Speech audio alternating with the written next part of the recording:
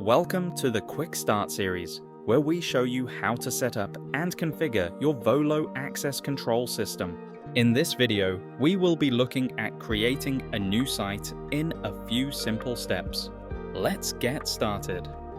Select the customer the new site will belong to.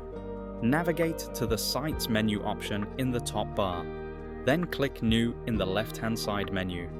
Populate at least the mandatory fields by entering the details of your new site, like name, site code, and the time zone they operate in.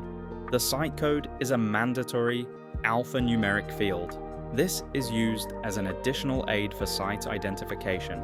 If your site is outside of the UK, you can move the time zone. Otherwise, we advise to keep the default setting. Press Save and Close, and then click OK to close the window. You can now find your new site in the list of sites for this customer and come back here anytime to edit their details.